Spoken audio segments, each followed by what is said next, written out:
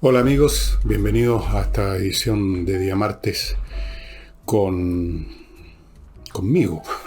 el portal del Villegas, que vamos a iniciar con una preocupación que recorre el espíritu, y yo diría hasta la guata, de prácticamente todos los economistas dignos de ese nombre, de todos los sectores políticos, en relación a la posibilidad que se apruebe un cuarto retiro de la AFP, que sería, por un lado, en un plazo mediano, el fin de las AFP, o ya aproximándose a eso, con todo lo que significa en términos de perder una fuente de capitalización muy importante, que este país no tenía antes, y dejar a millones de personas sin un sistema de pensiones que les estaba garantizando que sus cotizaciones aumentaban con el tiempo en vez de mantenerse igual y por lo tanto en el fondo de crecer.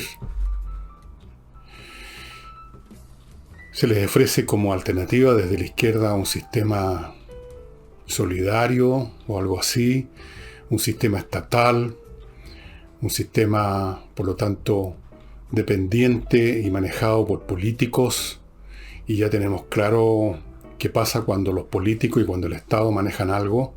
No es necesario que dé detalles. Pero fuera de eso, hay problemas inmediatos que se nos vienen encima según estos economistas. Piensan que todas las variables económicas que tanto costó poner de pie y que hicieron posible que en los últimos 30 años este país creciera tanto, están en peligro.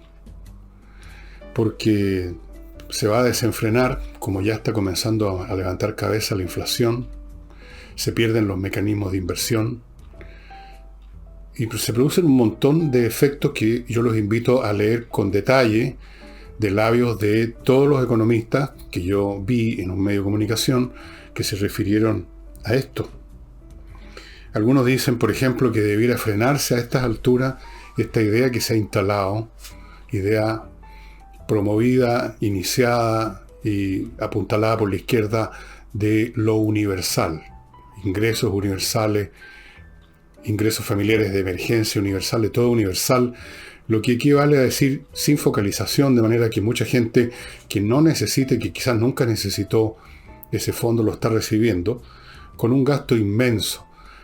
Las reservas que tenía este país, que se tomó años en crear, están prácticamente ya en cero, y estaríamos entrando en la fase del endeudamiento. Debiera frenarse esto, decían, la universalidad. La economía se está sobrecalentando y eso va a tener efectos sobre todo el mundo. Esto no es un tema que afecta a los ricos o un tema académico. No, esto afecta a las personas cuando empieza a perderse la inversión, cuando las empresas ya no contratan más gente, cuando viene la inflación, todo eso.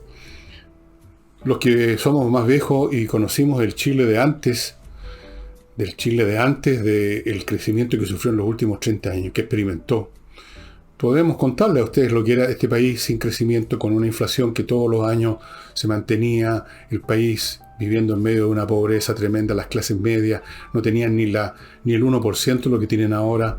Era un mundo pobre y que no crecía, un mundo sin mucho futuro. Eso es a donde nos van llevando. Don Mario Marcel, a quien nadie supongo va a acusar de ser fascista, dijo, y aquí lo noté textual, fíjense, el cuarto retiro es la mayor amenaza para una recuperación sólida y sostenible que está empezando a producirse ahora. Pero parece que hay gente que les molesta la idea de que la economía, de que el país se pueda recuperar, que el país pueda levantar cabeza. Entonces les viene como anillo al dedo este otro balazo en la cabeza. Cuarto retiro para que eso no ocurra. ¿Por qué? Bueno, entre paréntesis, ya la pasadita, acusan a Marcel, estos genios de la izquierda, acusan a Marcel de ser parte de la élite. Eso es un pecado. Si usted es miembro de la élite, entendiendo como élite a las personas que tienen más dinero, o que ocupan altos cargos políticos, o que ocupan o tienen algún prestigio intelectual, o que están en, no sé, en alguna academia, gente que no es, digamos, doña Juanita, usted ya está en pecado. Usted se destacó del resto. Usted no tiene derecho a existir. Usted es un conche su madre, para decirlo en castellano. Porque es de la élite. Eso ya en sí es un pecado. Entonces, decirle a Marcel que es de la élite es como cuando en la Revolución Francesa trataban a la gente de los aristos. Aristos era marcar a una persona para la guillotina. Aristo era aristocrático. Los aristócratas había que liquidarlo a todos, aunque usted no fuera aristócrata en realidad, sino que había sido el peluquero, o el mozo de cámara, o el cocinero del aristócrata, del noble. Usted era aristo, era de la élite, y por lo tanto había que cortarle el pescuezo. Hablan otros de que se ha desencadenado la fiebre populista, una fiebre que está constituida por varios elementos que al interactuar entre sí producen esta combustión, que es la fiebre populista. Uno de esos elementos es la ignorancia, condición en la que caen, yo diría, el 99% de los señores congresales, ignorantes de la economía, por lo menos de eso. No sé si tendrán conocimientos para jugar al taca-taca, pero en economía son ignorantes, no han estudiado nunca nada, son ignorantes. No han leído historia, no conocen las cosas que pasan en una sociedad cuando se toma cierta iniciativa. Ese es un factor. El otro factor es el miedo. Los que saben, los que se imaginan lo que se viene. Me imagino yo, por ejemplo, José Miguel Insulza es uno de aquellos que saben. Ya vamos a volver a ver en un rato más. Y deben haber otros, pero están muertos de miedo. Decir algo contrario, frontal, contra la oleada populista, contra los revolucionarios, contra las señoras y señores que han emergido por todas partes y que no sabe uno de dónde vienen y que manifiestan una ignorancia y una rabia y una energía destructora enorme, es para tenerles miedo. Bueno, le tienen miedo. Y hay un tercer grupo que aviva estas cuecas, porque son partidarios de la idea de que para generar una revolución tiene que producirse una coyuntura crítica, tiene que quedar la crema, tiene que venirse todo abajo, que la gente esté enfurecida, que la economía ojalá se derrumbe, y en esas condiciones está el hervor para seguir adelante con la revolución. Esos tres factores a veces están separados, a veces están juntos en una sola persona, pero da lo mismo, interactúan en el círculo de los políticos y dan como resultado el que nadie se atreve a estar contra el populismo. Otros están a favor de frentón del populismo, otros lo consideran un instrumento, otros simplemente piensan que es la manera de mantenerse en sus cargos, de poder reelegirse el día de mañana, porque hay que darle en el gusto a la chusma, a la masa, que no entiende nada. Esa es la palabra que hay que usar, estimados amigos. Entonces, vamos corriendo como un piño de ovejas que se precipitan al abismo. Vamos corriendo a eso, al abismo financiero y económico, con este cuarto retiro. Todos los economistas, quiero insistir en ese punto, de todos los signos. Hay economistas que yo recuerdo que participaron en gobiernos de la Concertación, hay otros que son de partidos de la Concertación, hay otros que son de derecha, hay otros que son independientes, hay otros que son del mundo académico. Todos por igual han dicho lo mismo, de las más diversas formas, pero lo mismo, que esto es la cueca en pelotas, estimados amigos, que ya se acabó los fondos que existían, que no tiene sentido seguir entregando estos fondos universales que a la pasada de ayudar a algunos que realmente lo necesitarán, están promoviendo el consumo, porque en eso se convierten estas platas extras, no en mantener el plato caliente en la mesa, sino que ir corriendo a los malls, incluso a las concesionarias de auto a comprar. Pues se ha visto, están las cifras. Eso es lo que está produciendo inflación. Son más o menos como 50.000 millones de dólares que salieron de la AFP y que están convirtiéndose en consumo suntuario muchas veces. Diría la mayor parte de las veces. Ahora, yo no le puedo reprochar a doña Juanita, al ciudadano común y corriente, que a lo mejor no tiene estudios, que a lo mejor cuando como gran cosa salió del colegio y que trabaja en una cosa modesta, que sepa un poco economía, aunque sí le podría reprochar que tenga un poquito de sentido común, porque estas cosas no es necesario ser un experto en economía para darse cuenta que lo que se está haciendo es realmente una locura. Esto es consumir, gastarse las platas de la futura jubilación. No puede haber ninguna persona con medio dedo frente que digamos pueda no darse cuenta de eso. Pero los políticos son absolutamente inexcusables, porque uno esperaría de ellos que funcionaran por arriba del nivel de doña Juanita, que tomaran en cuenta más, unas cuantas variables más, que pensaran en la suerte del país y no que es lo que hacen todo, absolutamente todo, y lo estamos viendo ahora con la cuestión presidencial, en sus carreras políticas. La ambición de esta gente, la mezquindad intelectual, la miopía, la pequeñez de estas personas es realmente extraordinaria. Es lo único grande que tienen, es su pequeñez. Primer bloque, estimados amigos, autowolf.cl. A mi derecha está el sitio de ellos. Esta es una empresa que repara, amonona, mejora, mantiene la carrocería de su vehículo en un día y en su casa. Escuchó bien, en un día y en su casa. No necesita usted ir a un taller de desabolladurías o desabolladura, ¿cómo se llama? Y dejar el auto ahí sin ver lo que están haciendo por una semana o más. No, esta gente viene a su casa y usted puede estar mirando lo que están haciendo y va a poder constatar que no están simplemente rellenando con pasta, con plasticina las abolladuras y luego poniéndole un poquito de pintura arriba. Usted va a ver que están haciendo un trabajo serio de calidad. Autowolf.cl.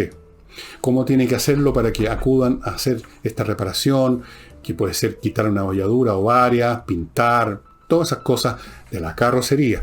Póngase en contacto con ellos con un WhatsApp, mandándole fotos de lo que usted quiere hacer. Le manda fotos de las abolladuras del auto, o en fin, de lo que quiere reparar, y ellos le van a dar una cotización y usted verá si acepta o no, y una vez que se acepta, van a su casa.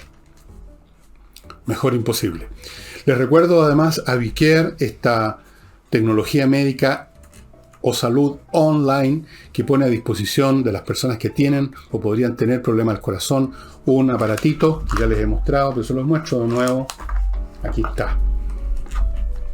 Que usted le permite hacerse electrocardiogramas donde quiera. Por ejemplo, lo podría yo hacer aquí y ahora, pero no lo voy a hacer porque yo no tengo corazón propiamente tal, tengo una bomba mecánica, porque soy un robot, como todo el mundo sabe.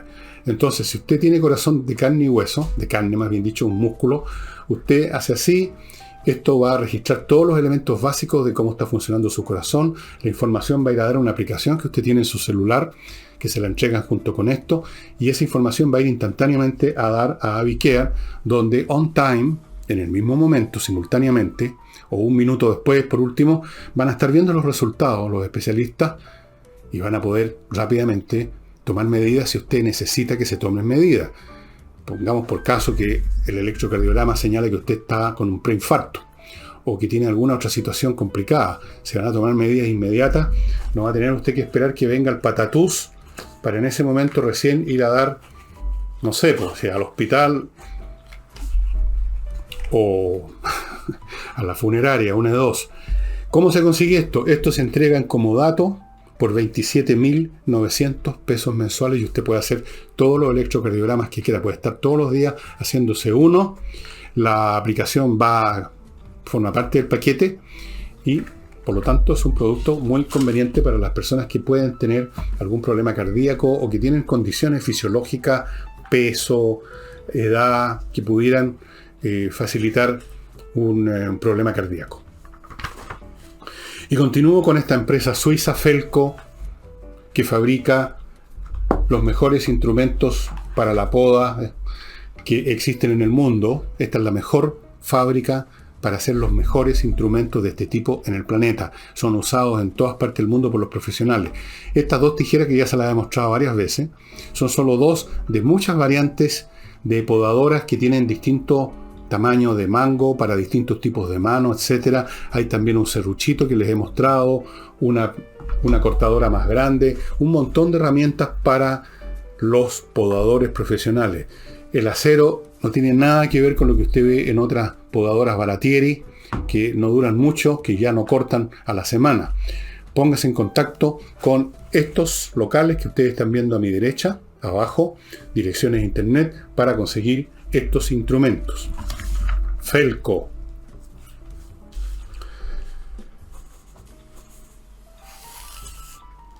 Les decía que hay otro grupo que apoyan los retiros y apoyaron o van a apoyar cualquier otra cosa que demuela el modelo liberal porque están en eso. Y estos revolucionarios piensan que cualquier cosa que produzca una crisis ayuda a erigir el modelo que ellos creen mejor y que probablemente ignoran exactamente en qué consistiría. Entonces, si les dice usted a estas personas esto del cuarto retiro va a producir los efectos que anuncian los economistas, les importa un huevo. Perfecto. Van a decir cualquier cosa, pero en el fondo van a decir que bueno, eso es lo que yo quiero. Yo quiero que explote una bomba que se venga al edificio de un viaje al suelo para luego despejar las ruinas y construir. ¿Construir qué? A ver, ¿qué es lo que vamos a construir? No tengo idea, pero vamos a construir alguna cosa. De forma que algunos esperan que el Senado pare este cuarto retiro. No sé sobre qué base lo esperan. Puede ser. Todo puede ser. Pero está por verse. Yo no voy a decir si me parece probable o improbable. Dejemos que los hechos se produzcan. Y ya veremos. Ya veremos.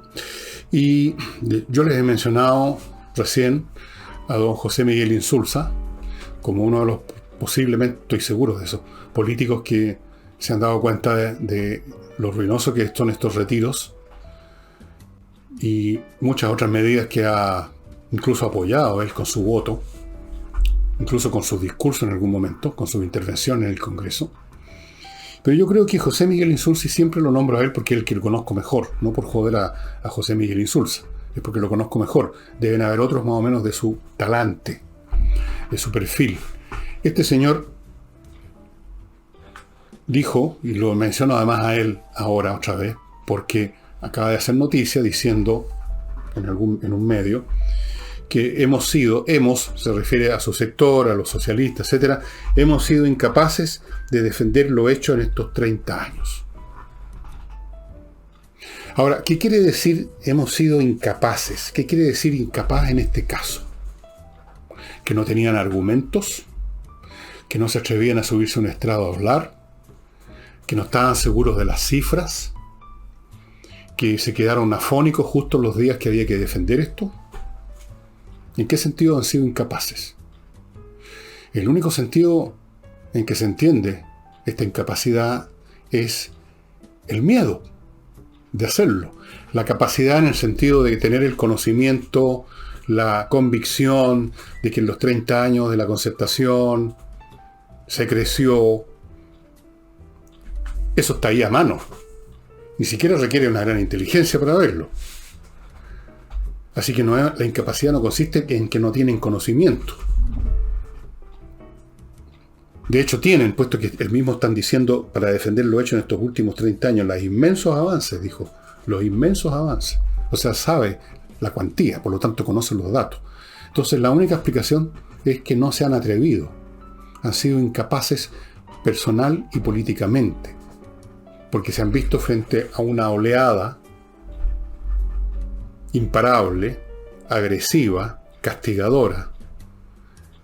Y mal que mal, José Miguel Insulza y los demás son simples seres humanos nomás.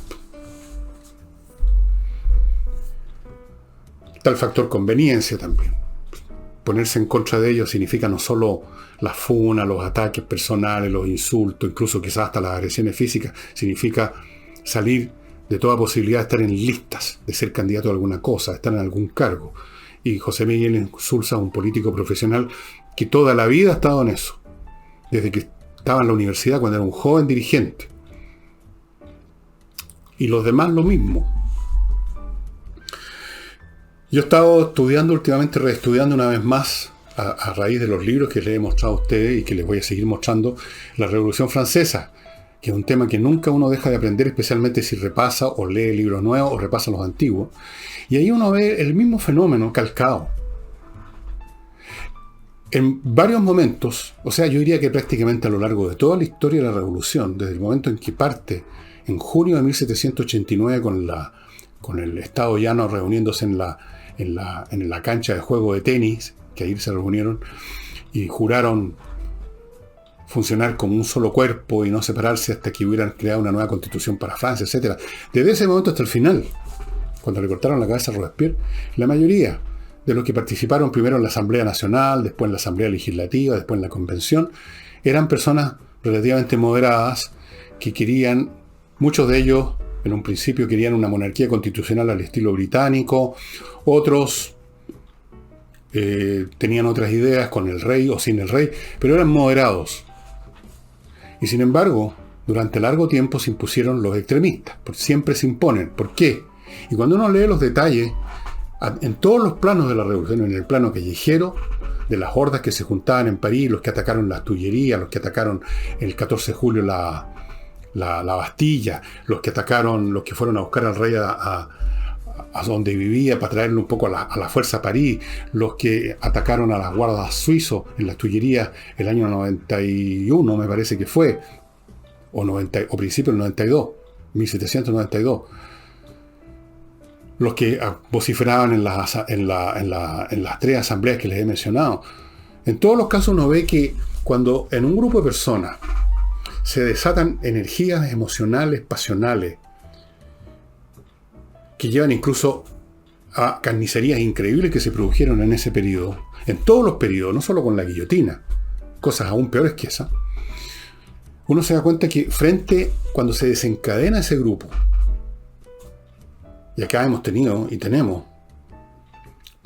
las encarnaciones nacionales y del siglo XXI de ese grupo. Los demás, aunque sean mayoría, se mueren de susto. Y lo único que pretenden y esperan es pasar desapercibidos. Se hacen un ladito. Cuesta mucho que esa mayoría, que no tenía intenciones de ir a los extremos, que no tenía intenciones de cometer crímenes y salvajadas, toma mucho tiempo que esa mayoría, ya sintiéndose acorralada, sintiéndose que también a ellos les va a tocar, se organizan y le cortan la cabeza a la serpiente, como se la cortaron a Robespierre. Entonces estamos en una de estas etapas intermedias de la revolución en Chile, en que los moderados, los razonables, los que saben economía, los que ven que las proposiciones son pésimas, no se atreven porque están frente a ese grupo, de los cuales tenemos varias encarnaciones, por ejemplo la Asamblea Constituyente. Vean lo que dicen algunos, vean el talante, la rabia, los furores, las cuentas pendientes que quieren pasar, la manera como se refieren a sus adversarios políticos. Véanlos cómo funcionan en todos los niveles, y son más o menos la expresión más suave, sí, por el momento, que los que usted podrá encontrar los mismos personajes, como que se hubieran reencarnado ahora, en la Revolución Francesa. Y en todas las revoluciones se vean los mismos arquetipos humanos. Y Insul se pertenece a ese panteón de moderados, muertos de susto, arrinconados, que por el momento, no sabemos qué va a ocurrir más adelante, solo tienen una ambición, que no los cuelguen de un farol. Entonces, por esa razón, yo no sé de dónde sacaron que en el Senado podrían rechazar este cuarto retiro. Porque hay muchas expresiones que ustedes no conocen, señores, y a mí me han contado. Lo que usted lee en la prensa es solo la superficie de todo este cuento. Todos o muchos de estos personajes del mundo moderado, a los cuales los extremistas los captan de inmediato. El extremista sabe quién es de lo suyo y quién no. Esos reciben presiones todos los días, de todas las maneras posibles. Por teléfono, por WhatsApp, por mail, por advertencias personales, presenciales, llamémoslas ahora, online. Yo no veo por dónde el Senado se va a atrever a parar el cuarto retiro. Si llega a ocurrir, yo voy a caer de rodillas aquí mismo y me voy a reconvertir al cristianismo de nuevo. Voy a decir aquí, no cabe duda que se produjo un milagro, y los milagros solo los produce la divinidad. Ergo, yo tengo que volver a la iglesia católica, de la cual soy miembro desde que me bautizaron, hice la primera comunión. Padre mío, perdóname mis pecados, perdona mi retirada. Eso voy a decir, si pasa una cosa así. En serio. Perdonadme, hermanos, que les recuerde. No me perdonen. Pongan oído, porque esto es importante. Si quiere usted vender súper rápido su propiedad, Hey, el corredor más rápido de Chile. Punto. No les digo más. Ahí están los datos. Hágame caso. Edisur. Aquí tengo otros libros que les voy a mostrar de los que ofrece esta... Aquí me salió el príncipe de nuevo. No le den pelota a este. Edisur. paquetes como estos que ustedes ven aquí, con libros del mismo autor o del mismo tema, o libros sueltos como este. Este libro es muy entretenido, muy interesante. Todos los estudiantes de ciencias militares debieran conocerlo. Yo creo que lo deben estudiar. Desde un pensador, llamémoslo así, chino, del año Nakokoa, El arte de la guerra, con montones de consejos que son muy breves. Mira, aquí por ejemplo dice: si sabes que el enemigo es vulnerable a un ataque y tus soldados pueden llevarlo a cabo, pero ignoras si la condición del terreno es favorable para la batalla, tienes la mitad de las probabilidades de vencer, solo la mitad. Bien, Edisur, estimados amigos, con un local físico ahora en compañía 1025, con miles de títulos y algunos a solo 500 pesos. Y continúo con KM Millas, la empresa que le compra sus millas acumuladas por sus vuelos y le permite eso transformar esa cifra que quizá usted no va a ocupar, pongamos 45.000 millas, pero usted no tiene ninguna probabilidad de usarla o va a usar mucho menos. Véndalas en KM Millas y a la pasada va a estar ayudando a la Unión de Amigos de los Animales.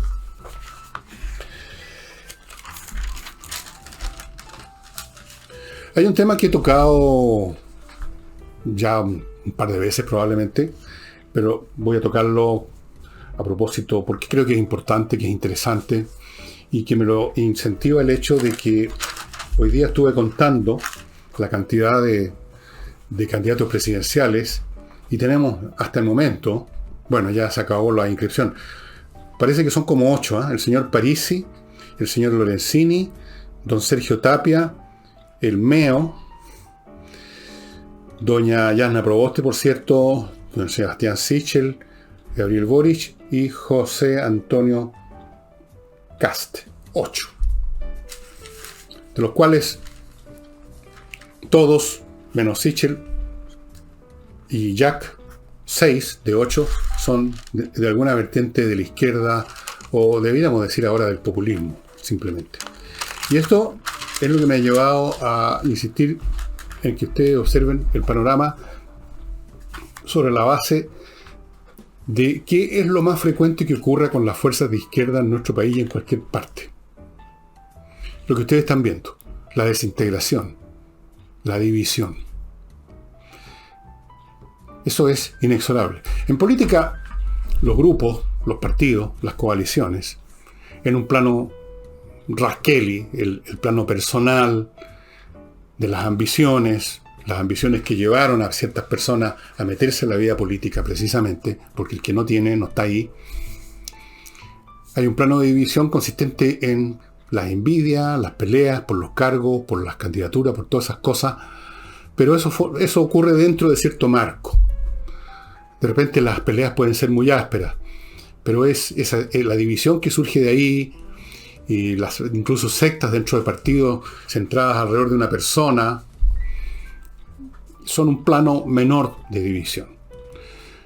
Pero en un plano más elevado y con consecuencias más serias, tenemos lo que ocurre con la izquierda por una razón que, por así decirlo, es intrínseca al alma de la izquierda. Es como el destino manifiesto de la izquierda. Es su naturaleza. Y esto es que las izquierdas, o sea, los movimientos políticos que pretenden reemplazar lo que es por algo que todavía no existe, los partidos políticos que están contra el establishment, contra el sistema, contra el ancien régime, contra lo que sea, y pretenden sustituirlo por otra cosa, son, por definición entonces, movimientos o partidos o coaliciones agrupadas en función de ideas con respecto a lo malo que es el actual sistema, ideas críticas, ideas respecto a cómo debiera ser tal o cual cosa en particular o la sociedad en su conjunto, ideas que muchas veces no son ni siquiera ideas, son meras consignas. Las consignas con el tiempo se transforman de tanto repetirse en clichés. Es un universo verbal. Y el universo verbal, el universo de las ideas, es por definición muy transformable, muy versátil, es muy cambiante, muta todo el tiempo. Entonces, para empezar, en los grupos que quieren derribar el orden de cosas existente, sufren una primera división, a veces solo latente, que no se nota, pero luego se agudiza, entre los que quieren ir más lejos y los que quieren ir menos lejos en el proceso de las transformaciones. Los radicales, digamos que son radicales en sus posturas, los talibanes, digamos, políticos, en 2 o 3 grados que más o menos de talibanismo, y los moderados que quieren llegar hasta cierto punto solamente. Pero no se detiene ahí el proceso de diversificación de la izquierda. En medio de este universo de palabras, de ideas, de utopías distintas, de narrativas distintas, hay espacio para más divergencia.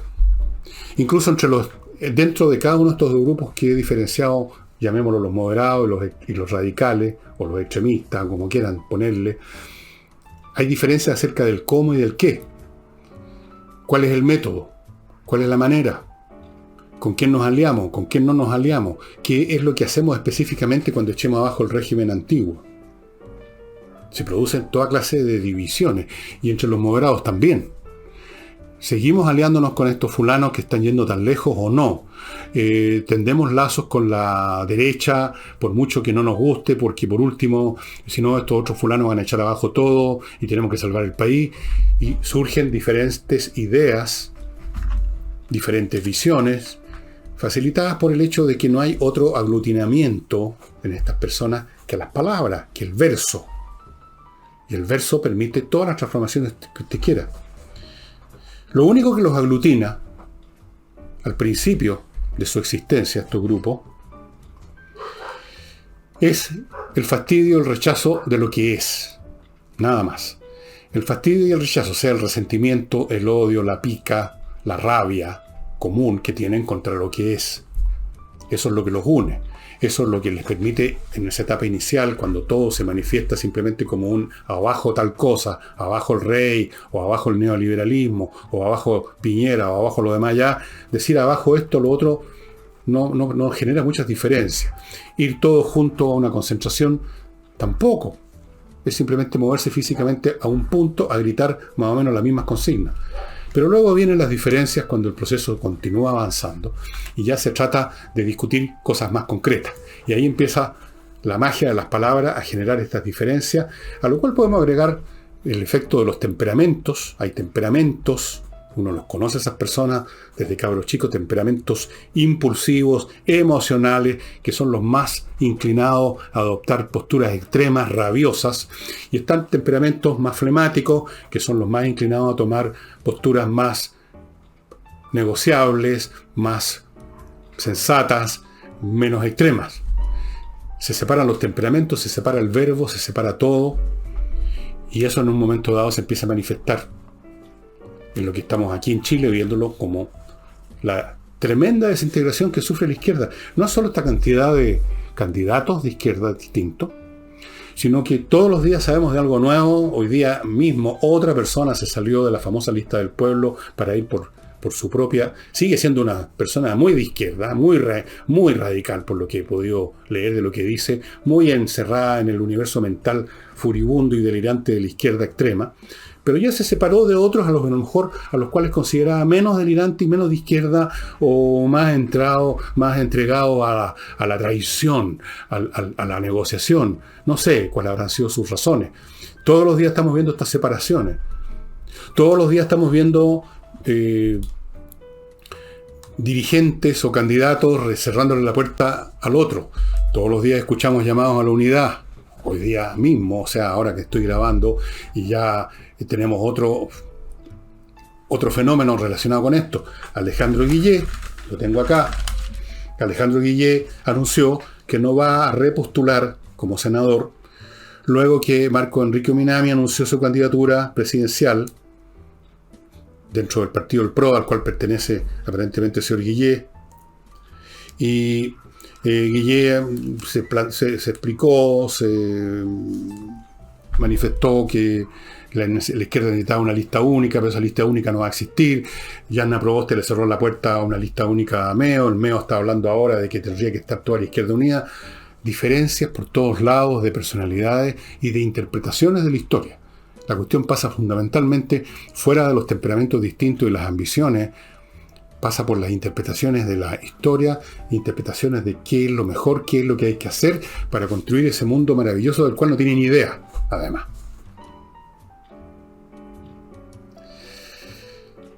Ahora, a propósito de esto, a la pasadita uno se pregunta qué busca Marco Enrique Minami con su candidatura, la cuarta candidatura. Por supuesto él sabe, porque hasta él sabe esto, que no tiene ni una chance de ninguna naturaleza para llegar, ni siquiera la primera vez, que creo que sacó un 20% de la votación. Ahora, después según la segunda sacó menos, la tercera sacó menos, ahora sacaría menos todavía. Pero él quiere tener un capital político, y un capital político en este caso es decir, yo recibí, pongamos, X votos, no me alcanza para ser presidente, no me alcanza para ir a segunda vuelta, pero me alcanza para negociar. Me alcanza para decir, bueno, ¿qué me dan a cambio de que yo le digo a mis electores, porque todavía creen algunos de que los electores son de su propiedad, como si fueran ganado que tienen en un potrero, ¿qué me dan a cambio de que yo les traspaso a mis electores? Adquiere peso político. Tengo una votación detrás. Ya no soy simplemente el chambelán que anda, digamos, sirviéndole el café al presidente de Argentina y poniendo el mantel cuando se reúne el foro de Sao Paulo. No, yo soy candidato presidencial y tengo estos votos. Y se multiplican personalidades que hacen exactamente lo mismo. Algunos de estos otros que mencioné están en la misma. Evidentemente, no creo que el señor Sergio Tapia cree que va a ser presidente de la República, ni Lorenzini, ni Parisi, pero también quieren tener un capital político. Y esas son las cosas que los dividen, que los fragmentan y que los llevan a las derrotas, como va a ocurrir. Estoy cada vez más convencido con los datos que ahora tengo. El día de mañana, si tengo otros datos, voy a cambiar mi punto de vista. Yo no me quedo pegado con nada. Yo me guío con la realidad. Yo voy donde va la realidad. En cambio, la derecha, sí, en el plano de las personas, en ese primer plano que les mencioné, tiene diferencias personales y querella y envidia y todas las bajezas que van de suyo anexas a la naturaleza humana. Pero cuando llega el momento de los que hubo, sí que tienen un aglutinante que es más allá del odio, el resentimiento contra el sistema, y es el mundo tal como es ahora. Eso es. La derecha quiere mantener, con algunos cambios aquí y allá, con las refacciones necesarias, el mundo tal como es. Y eso no es malo, dicho sea de paso, porque algunos piensan que eso, el que exista una facción política o una facción social en un país, en nuestro país, que quiere conservar muchas cosas, es malo per se. No, no es malo per se, porque hay muchas cosas que merecen ser conservadas porque funcionan. Y hay que ser muy tonto para creer que todo tiene que ser echado abajo porque existía antes, por lo tanto está viejo, es fome, tiene que haber algo nuevo, algo mejor. No necesariamente lo nuevo es mejor, para nada, en absoluto. Les puedo mencionar 1.000.000 de ejemplos de experimentos sociales en gran escala que sustituyeron algo que existía por algo que fue un infierno. Es lo que ocurrió en todo el mundo socialista. En Rusia, en Checoslovaquia, en Polonia, en Hungría, en Rumania, en Alemania, la llamada Alemania democrática, donde quizá ustedes se han olvidado, pero ya el año 54 hubo revueltas en ese mundo aplastadas con los tanques. Era algo nuevo. Pero miren ustedes qué calidad tenía esa cosa nueva. Bueno, el hecho es que las derechas se aglutinan alrededor de una cosa real, que no es una cuestión de meras palabras, de interpretaciones del mundo, de visiones, de cosmovisiones, de épica, de narrativa y todas esas tonterías. Es el mundo real tal como es. Y eso los une y los aglutina porque lo quieren mantener, lo quieren defender. Y por lo tanto, las derechas llegan unidas y las izquierdas llegan desunidas. Y por lo tanto, si las cosas no cambian, y espero que no cambien, falta muy poco para noviembre, la izquierda va a ser derrotada. Así es. Va a ser derrotada. Y si no es derrotada, bueno, vamos a ver. Yo he mencionado en algunos programas de que incluso los grupos más a la izquierda del abanico político, en este caso Boric, uno no tiene que asumir que son comunistas y que quieren instaurar el comunismo. Algunos me han dicho por mail, me han llegado muchos de que sí, que cuál es la diferencia entre Boric y la postura del Partido Comunista, que es un comunista disfrazado, o que si no está disfrazado, él no se da cuenta que en realidad es comunista, millones de cosas. Bueno, usen las palabras que quieran, y yo insisto en una cosa, no es necesario creer que Boric o cualquier otro de la izquierda va a instaurar la sociedad comunista para no votar por Boric y los otros, porque si no instauran la sociedad comunista pueden instaurar la ruina. O sea, con toda seguridad, sus planes, salvo que cambien en el camino, cosa que yo he dicho que puede ocurrir en el proceso de la campaña electoral, van a tener que decir cosas que a veces se empiezan a integrar a su pensamiento por la interacción con otros o por lo que les impone la realidad. Es decir, si pierde la derecha en estas elecciones, yo no creo que el país se va a venir abajo así de un suácate. Sí creo que es probable que entremos muy probable que entremos en una senda que conduce al estancamiento, a la ruina, a lo que Sebastián Edwards, uno de los economistas que está haciendo los anuncios que dije al principio acerca de lo que significaría el cuarto retiro, él habla de que Chile volvería a lo que siempre fue, algo así como una posición intermedia entre ser Costa Rica y Ecuador. No sé por qué eligió esos dos polos por ahí entre medio, o sea, el país estancado, que no crece, mediocre, donde nadie quiere poner un peso fuera del país, digamos, a los inversionistas fuera del país, salvo que les garanticen unas ganancias inmensas de un día para otro. O sea, camino a la república bananera, como se decía antes. No al comunismo, a la república bananera.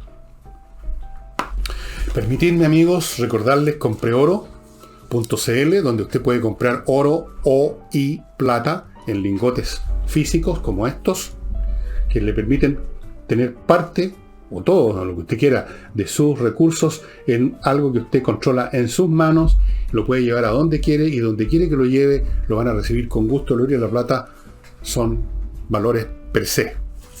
Les recuerdo también inviertanusa.cl, esta empresa que le permite invertir en Estados Unidos con todas las facilidades del mundo. Le ofrecen cientos de ofertas inmobiliarias, miles de franquicias para que usted escoja, le abren cuenta corriente en banco norteamericano, le consiguen crédito hipotecario, lo ayudan a constituir empresa, le consiguen visa residencia si usted quiere, todo en inviertanusa.cl.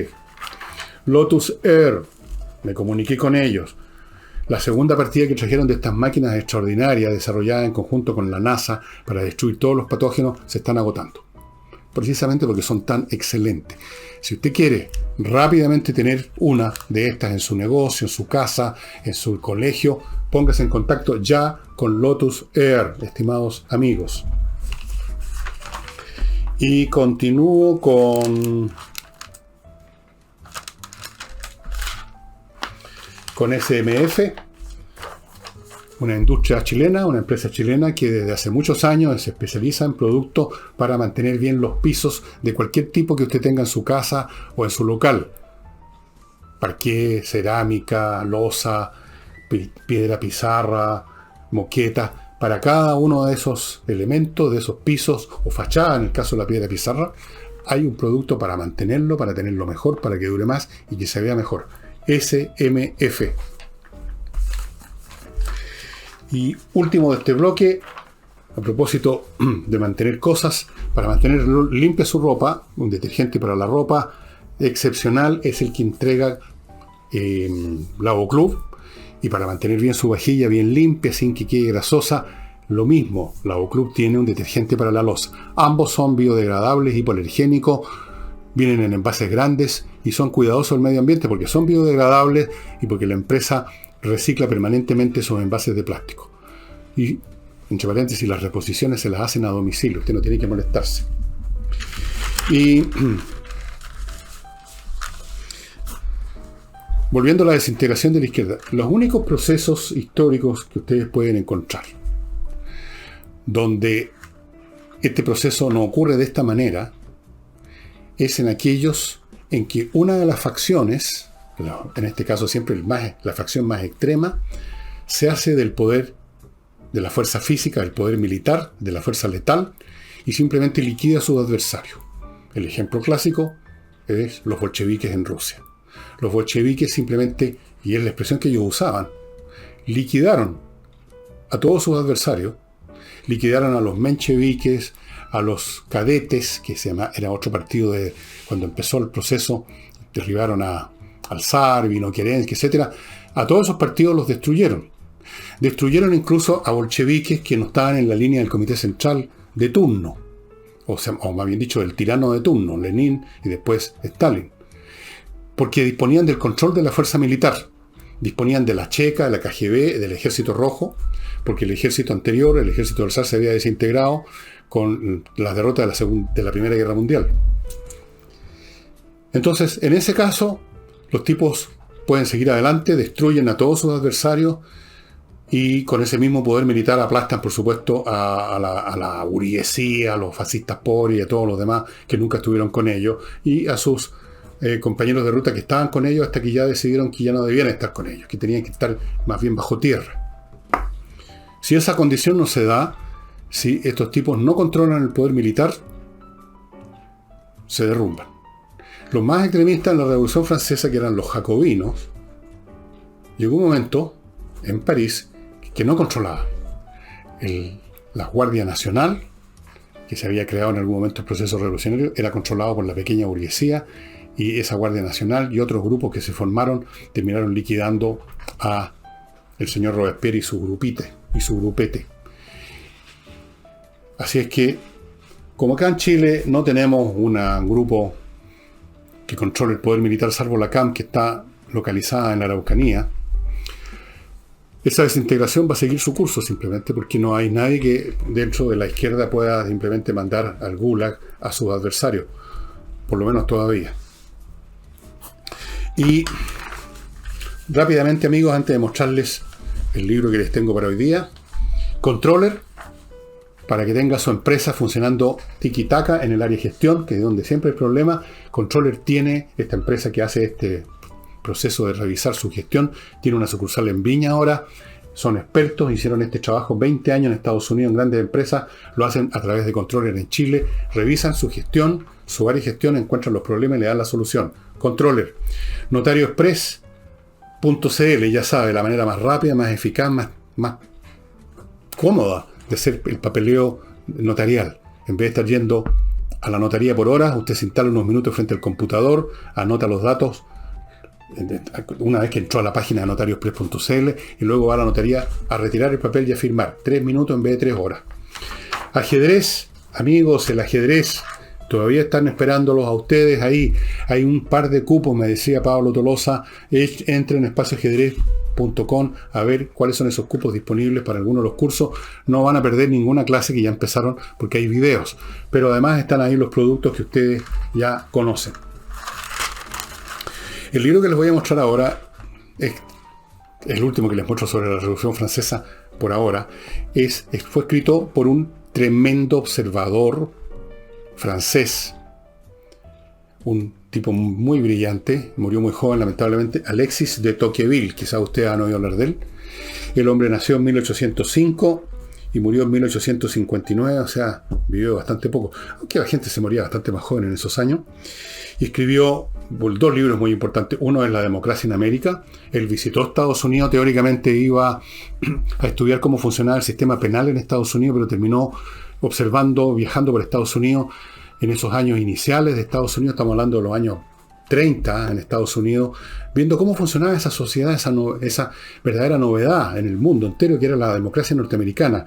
Escribió La democracia en América y muchas de las cosas que observó son válidas todavía el día de hoy. Pero el libro que les quiero mostrar de él hoy es este. Está en francés aquí porque lo compré en Francia, esta edición, y es el idioma original, l'Ancien Régime y la Revolución, o sea, el anciano régimen, el antiguo régimen y la revolución. Pero está en castellano, está en francés, en inglés, está en todos los idiomas. Ustedes lo van a encontrar sin ningún problema en Amazon y en todas partes. Y yo creo que debe estar también incluso en librería, no lo he revisado, pero puede estar, capaz que haya alguna traducción al español. Es un libro súper interesante. Otra mirada sobre la Revolución Francesa de este observador. Como dice acá atrás, este libro no es una historia de la revolución, es un estudio sobre esta revolución.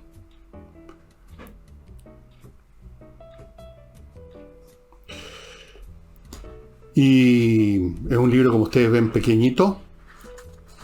Este es un libro inoptado, como se dice, y solo tiene 300 y tantas páginas, así que el libro de formato más grande debe ser mucho menos. Es un libro muy luminoso, vale la pena. Y yo les repito lo que les dije ayer, que ustedes pueden leer 50 versiones de la Revolución Francesa, y en cada una de esas 50 versiones van a encontrar un ángulo distinto que les va a servir para formarse un cuadro más completo, y con eso tener el template de lo que son los procesos revolucionarios, y créanme que no difieren mucho unos de otros. Ahora, si quieren leer el libro definitivo, ya teórico total, donde se estudia esta revolución y otras 5 o 4 más, se hace un estudio comparativo, tienen que encontrar, está en Amazon, Anatomía de la Revolución de Crane Brinton. Un libro realmente fantástico.